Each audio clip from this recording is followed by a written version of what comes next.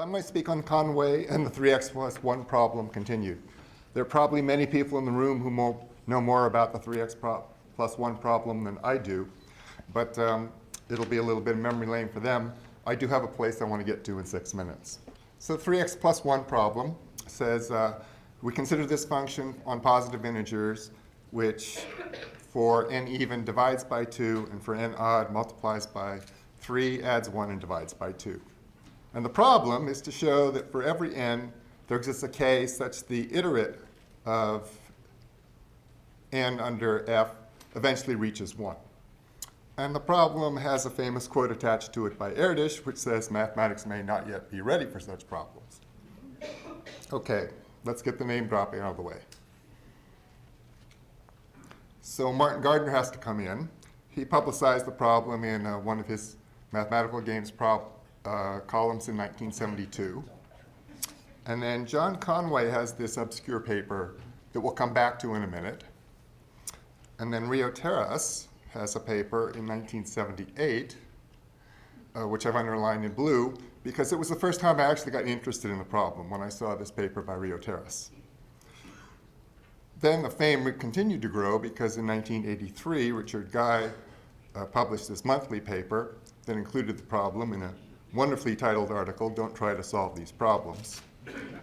And then eventually in 85, Jeff Lagarius really had the definitive work so far on the problem, which led to a book, The 3x+1 Problem and Its Generalizations.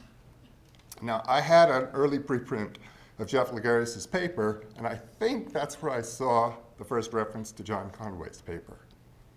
So let's go back to John Conway's paper. It was very obscure. It was very hard to get pre-internet.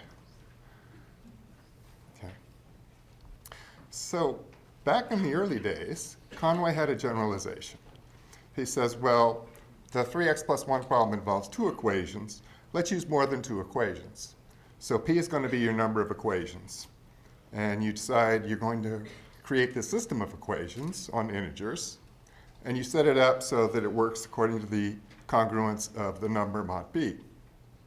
And you choose coefficients, A0 up to AP minus 1, and B0 up to BP minus 1, so that the system of equations, no matter how you evaluate it, always turns out to be integral. And that is a generalization, because we just go back to the original function. It says for the first equation, we need to use the coefficients 1/2 and 0. And for the second equation, we need to use the coefficients 3/2 and 1/2. Now, you've been listening to talks for almost 2 days now. So I haven't put Conway's result in here because it's very technical. It's an undecidability result. I'll give it to you in words. It says, for every instance of the problem such that g of n over n is periodic, it's undecidable whether or not the iterates of g eventually include 1 in the orbit. So it's pretty technical. In fact, Conway's problem doesn't give any examples. He just has this general theorem.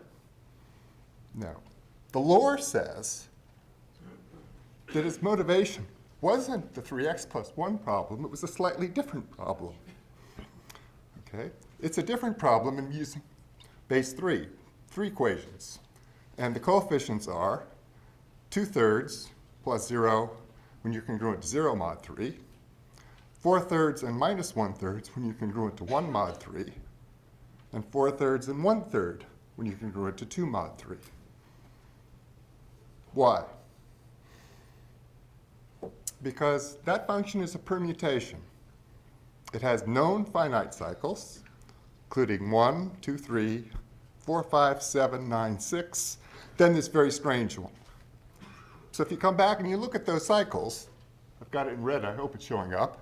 You see 1 and 2 and 3, and 4, 5, 6, and 7, and 9. So what's missing is 8. Okay? So you start looking at 8, and you can go either forwards or backwards because it's a permutation, and it looks like there's an infinite cycle. So it's unknown whether or not that is an infinite cycle, and it's unknown whether or not there's more than one infinite cycle.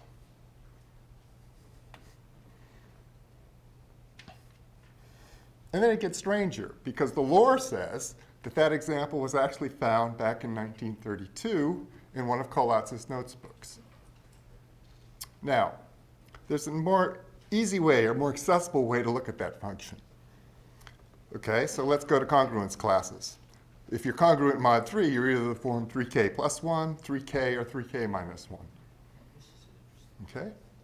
So what you're doing is, in two cases, you're inflating 3k plus 1 up to 4k plus 1, 3k minus 1 up to 4k minus 1. And the other one you're reducing. You're cutting from 3k back to 2k. Okay.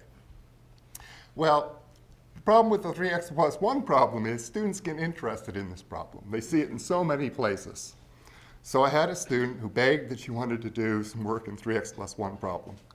So I dug out Conway's paper, which I knew very few people knew about, even back then, and I showed it to her, and she said, after looking at it, well, she did lots of things, but what she did was generalize this function. She said, well, that's just 3. If we go to 5, we can go up the ladder and down the ladder, up to 5k plus 2 and 5k minus 2. So it's an easy. Wrap up, Carrie. Okay.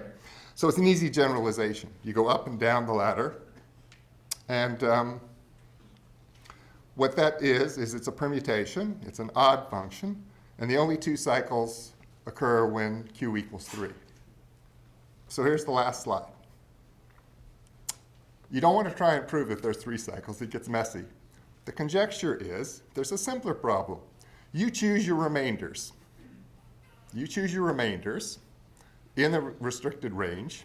Can you find an n such that the iterates actually hit those remainders? Okay. It looks easy, but it may be hard, because the restatement is you choose the sequence of remainders that you want to hit for the iterates. Can you actually find the actual numbers, the coefficients, that predict what each of those will be? And the significance is it says that if you're trying to find cycles in this game, using exhaustive search, there may be lots of cases to consider. It's a simple problem, so I wanted to publicize it, and so that's why I'm showing it to you. Thank you. Thank you very much, Gary.